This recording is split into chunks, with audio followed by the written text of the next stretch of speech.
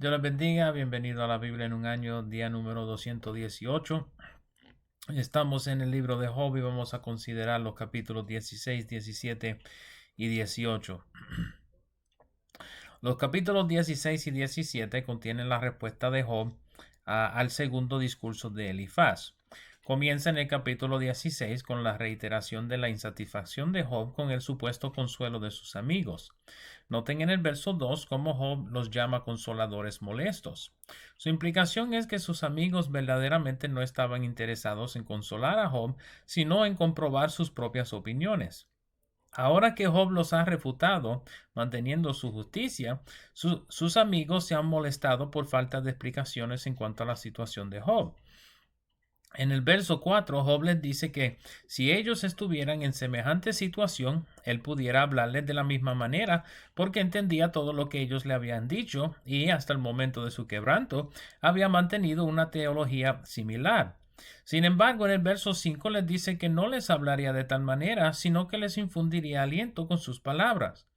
En los versos 6 al 10, Job nota la ineficacia de sus amigos en consolarlo, notando en vez cómo mejor se alinearon con sus acusadores y quienes le habían hecho el daño. En los versos 11 al 14, Job menciona cómo Dios lo había afligido. Siendo próspero, Dios lo desmenuzó, según Job, y lo hirió mortalmente. Noten en el verso 14 cómo describe su proceso como quebranto en quebranto. En los versos 16 al 18, Job describe sus esfuerzos para lidiar con su calamidad. Menciona cómo lloró, cómo sus ojos se hincharon de llorar, mantiene su inocencia y menciona sus oraciones. El verso 18 menciona su sangrado, probablemente de las llagas de su cuerpo. En los versos 19 al 21, Job explica que quien único pudiera dar testimonio puro de su justicia e inocencia es Jehová, pero que estaba en los cielos. Noten en el verso 20 que Job menciona a sus amigos como disputadores, ya que no han ofrecido nada de consuelo para Job, pero que deseaba derramar sus lágrimas delante de Dios y disputar mejor con Dios como disputaba con sus amigos, aunque esto es locura por su condición emocional, como veremos luego en el libro. Termina el capítulo con Job describiendo que pronto sus días acabarían y moriría. En el capítulo 17, Job sigue el discurso, Job sigue su discurso específicamente centrado en su perspectiva de la muerte y el sepulcro. Deben notar que este capítulo continúa el pensamiento del verso 22 del previo capítulo, ya que es parte del mismo discurso. Esta es una de las divisiones arbitrarias cuales se hizo en la formación de los capítulos, cual cae en mal sitio en esta ocasión, siendo que el verso 22 del previo capítulo hubiese quedado mejor en este capítulo, siendo que sea considerado en aislamiento. Noten las palabras cuales Job habla en contra de sus amigos en los versos 1 al 5. Job describe que la muerte estaba cerca de él, pensando que su condición física sería mortal. Y luego describe a sus amigos como escarnecedores y amargos. Job le pide a Dios en el verso 3 que lo protegiera de sus palabras y en el verso 4 dice que no serían exaltados por su falta de conocimiento.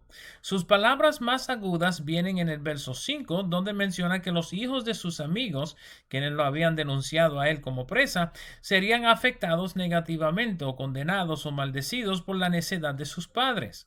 Estas palabras probablemente son en respuesta a la insinuación de sus amigos de que los hijos de Job también eran injustos y merecedores del juicio de Dios sobre sus vidas. Reitera la falta de sabiduría de sus amigos en el verso 10.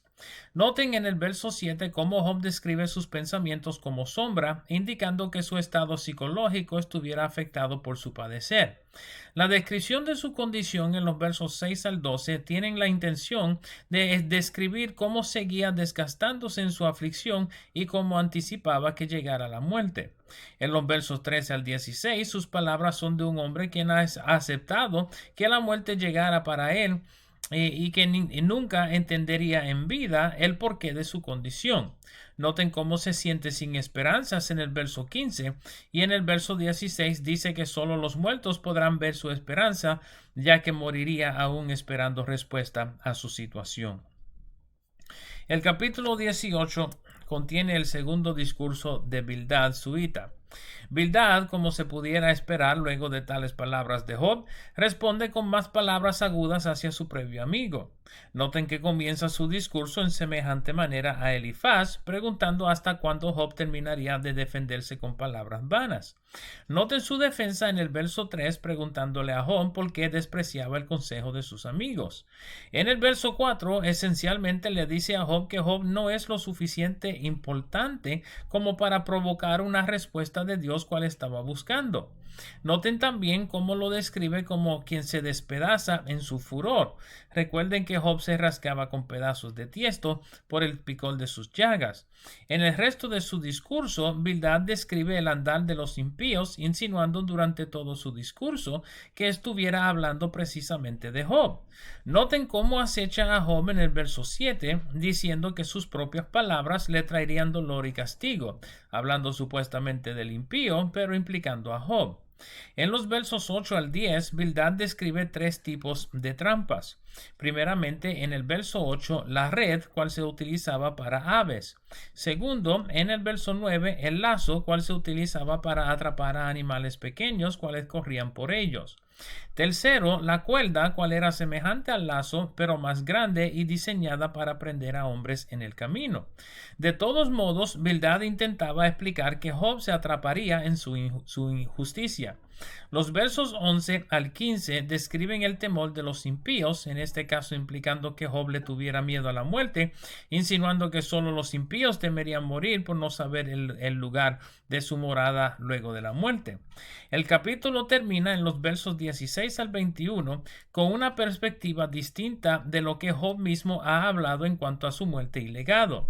En vez de mirarlo del lado de Job, en que su vida era insignificante y que su justicia no se pudiera comprobar sin intervención divina, Bildad toma la postura de que la muerte prematura de Job, así como de sus hijos o su legado, serían señales del pecado de Job y de sus hijos, como también de su falta de arrepentimiento.